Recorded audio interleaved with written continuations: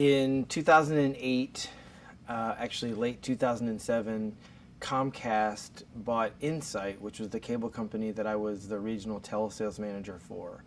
And we were informed probably January of '08 that we were being bought by Comcast, and they wanted me to move to Fishers. And we had just bought a house in Bloomington, my wife and I, and we had decided that we were going to raise a family here and everything. So, and I didn't want to drive an hour away, one way to work. So the day that we found out that my office was no longer going to be in Bloomington, my wife and I sat down, and the conversation was 5 minutes, honestly, and we decided that we thought that maybe Bloomington needed a comedy club.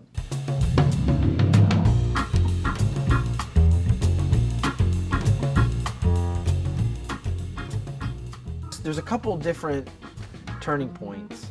When we first opened, there was no one here, and the shows were terrible. I mean, I just have to admit that we didn't know how to produce a show. We didn't have the right comedians coming in. And that wasn't a long period of time. We're talking September through December of '08, the first year that we were open. So in December, Doug Benson came here. And, we sold out every show, or close to it. So we sort of saw for the first time that this is something that people will respond to if we just provide them with what they want. I would say the second turning point was probably in 2010 when Amy Schumer named us one of the 10 best clubs in the country in USA Today. That really put us on a little bit more respectable plane across all of this. The audiences that we have are just known as being the best.